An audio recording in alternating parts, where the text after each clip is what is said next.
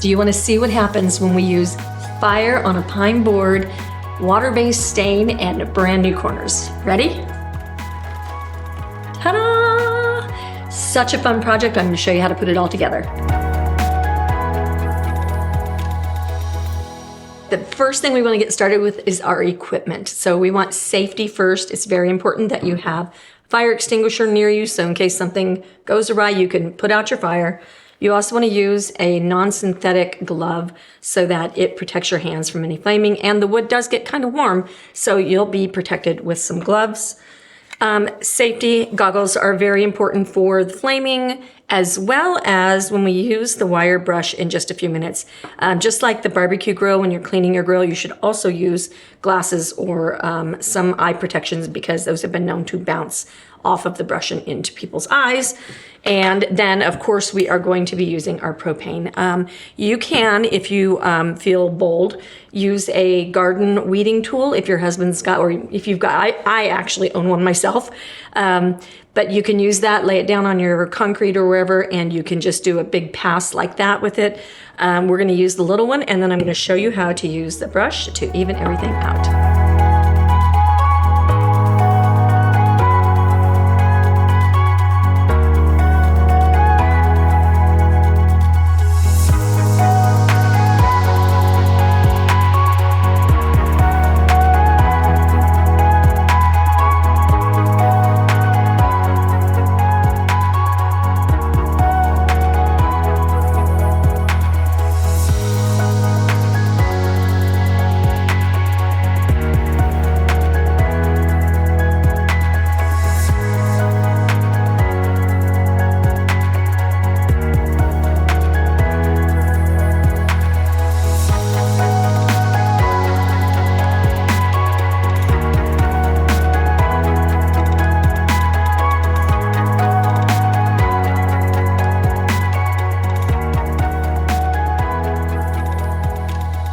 All right, everybody, I'm so excited. So this is a nice, pretty even application of the Shou Sugi Ban wood burning. That's that Japanese style of wood burning. It makes the grain stand up. And now what I want to do is I want to put some stain over the top of it. It'll even everything out. And to show you what I'm going to use a water-based stain because it lets everything be transparent. You will never base coat with these colors. They will be transparent. And you can make them more transparent by adding a little bit of water or wiping them off immediately as well. Minwax has a full color, it's pretty impressive actually, full bunch of colors that you can choose from. And I went out recently and found 5 more colors that I liked. And I needed some natural, I had done primary colors and stuff. So what we did is we made like a little stir stick and labeled them with the colors that I chose. I did go to Menards and they had this line, and I did go to Lowe's and they had that line as well. So we got them mixed. The funny thing about that is, I think this just bears mentioning, if you look at these 3 colors right here, they all look green. And I was very startled when I opened up the cans of paint because I chose browns. And then you can see, I've got one extra stick that's a duplicate here. When you look at these, this is indeed in the brown family. So they somehow transport themselves into their actual brownness after you dip them on the wood. So I'm gonna use this as my color. I don't want this to get too dark. So I think I might choose cypress. Let's see what cypress looks like. I'm gonna test a little corner of it. So a couple of things with this. I can do this with water in my applicator, or I can do it dry. I'm gonna put just a little bit of the dry, and I'm gonna see what we look like up here in this corner. Oh, that's lovely. Really lovely. Okay, that just riches up the color. So we're gonna go ahead and apply. If I have anywhere where I don't like what it looks like, we're gonna do some sanding and evening up as we go.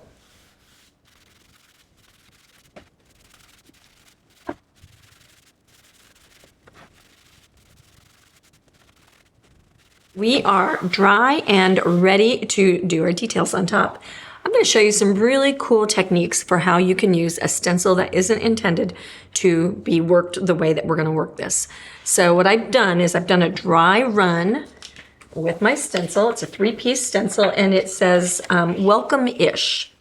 And it depends on who you are. It's super fun and snarky. But I wanted a welcome for a 6-foot porch sign that I could take out some of the details so that I could put some cool new embellishments. Wait till you see how amazing these embellishments are. So what I've done is I have laid it out, made myself some notes. The stencil is etched where the one connects with the other so that it is easy to lay out. And then we're gonna pull everything over to one side.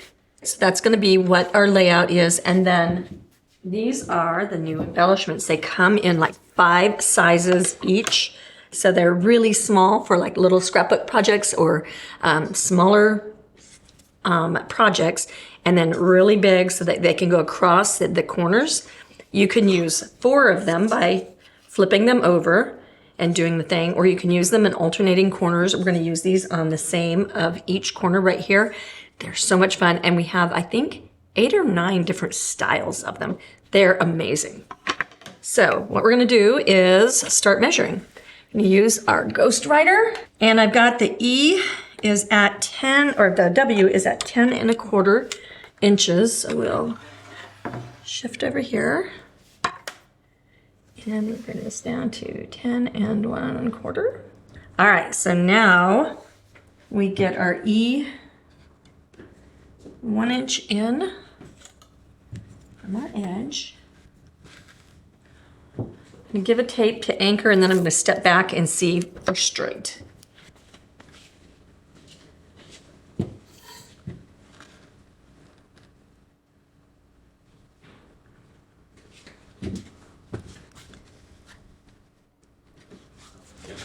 All right, we've fiddled with it and got it straight. This band coming down the side of your project should be even. So you want to make sure that that looks even, and then get a nice tracking distance and look down the length of the project. The next thing I want to do is make sure that my embellishments aren't going to cover stuff up.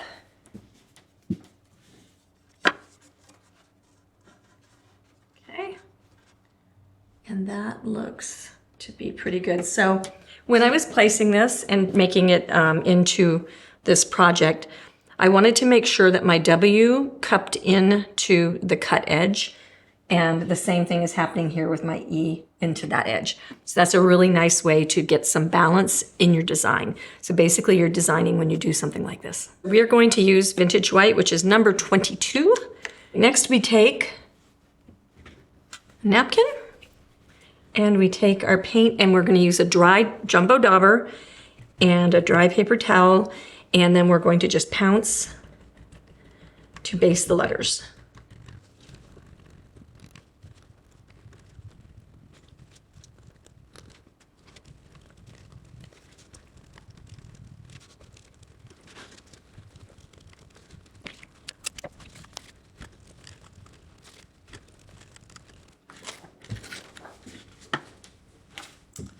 Okay, there is our stenciling. That goes so fast, you guys. I think 3 coats probably took 15 minutes. It's amazing what a stencil will do for you.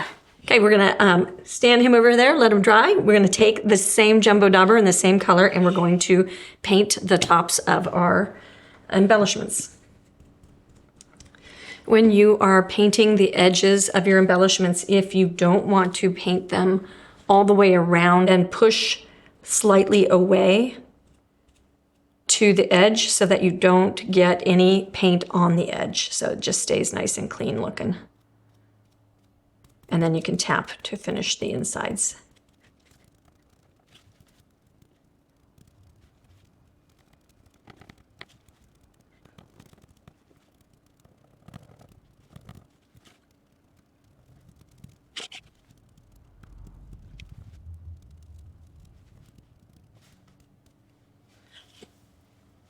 Okay, we'll let this one dry. start on the other one. It took 2 coats to get these all done. We're gonna let them dry and we're gonna go back to this. I've got a little bit more finish work to do and then I'll show you how to apply your corners. All right, I've decided that I wanna have some antiquing around my edges and I'm gonna use the Legacy Brown stain to do that. Is Mocha darker? No, Legacy Brown's darker. Okay, I have another one of our sponge applicators. I'm just gonna pick up some of that. And then I'm going to bring that down across the top and then feather it into my piece. And right on the edges as well.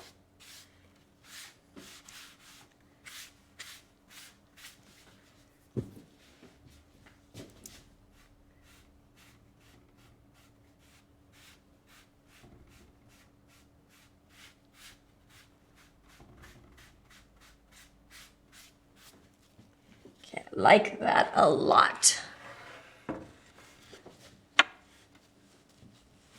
I'll walk that right down the edge here.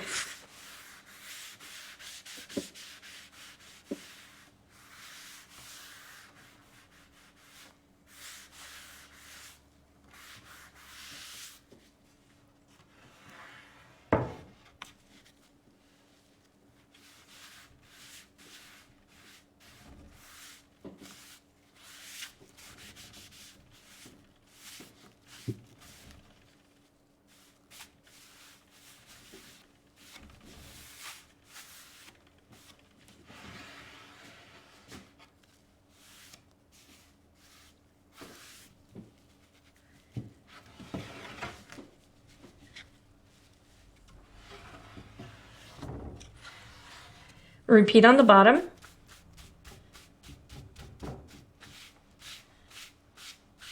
Don't let it sit there very long because it will freeze and dry right up next to wherever it's applied. Then we're going to walk straight up this edge just to anchor that. And now we're going to go straight over the top of our letters just to tint them just a little bit.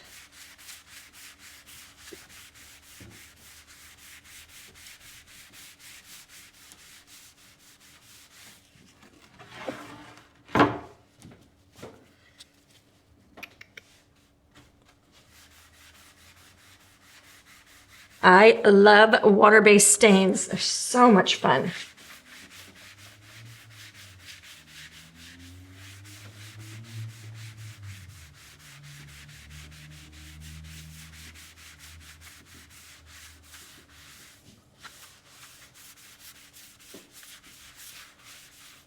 Okay, whoops, Mr. E.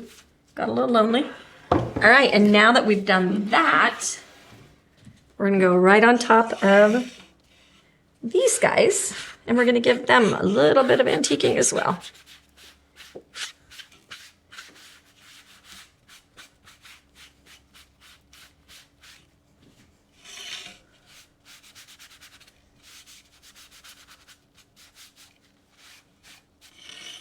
Got a little bit of irregular pulling right here, but I'll show you how to fix that in a second. I'm gonna take our 60 grit sandpaper and just stress the snot out of those letters. It'll make them lighter and darker, and it'll give them some texture, and it will be really cool.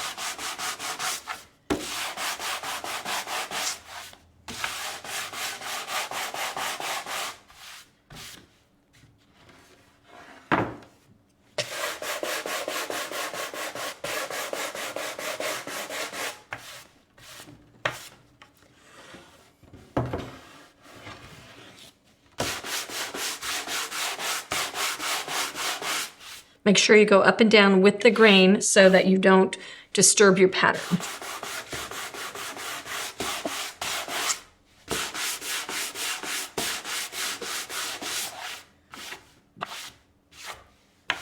Okay, I love how that showed up. See if you can see on some of these bigger parts of the letters how you can see the grain behind the letter. There's a little bit of raisedness from using a water-based stain, so it gave it that texture and it looks really, really cool. Okay, let's fix these guys. So they're gonna go up there and then down here. So this guy's gonna go this direction, so I'm gonna be sanding in. Ooh, and he's still a little bit damp, but that might work for us. I'm gonna go with the grain.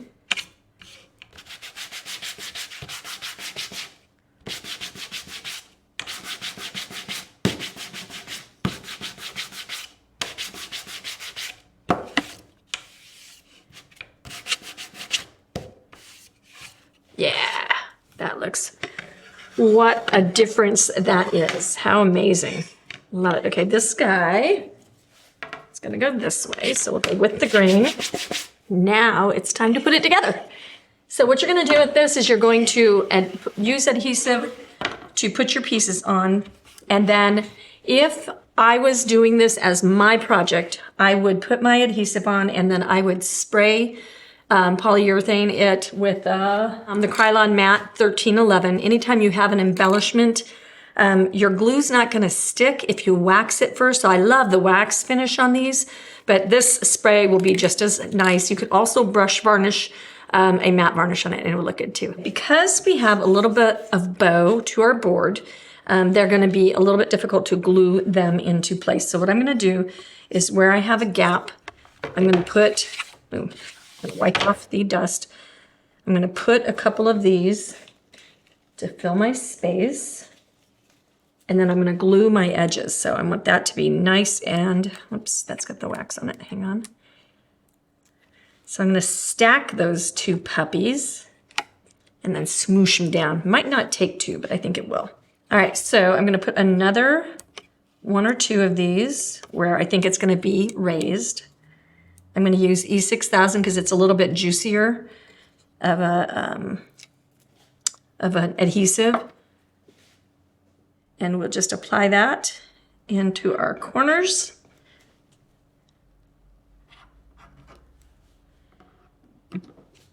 And then we'll flip it over and sink it in there. Okay. Gonna let that sit and we'll see how that does when it's dry. When your adhesive isn't working because your board is bowed, then you get out the big guns and we could do a hammer and nail, and I think it's gonna look really cool too. So I'm just gonna go straight over in the middle of this section.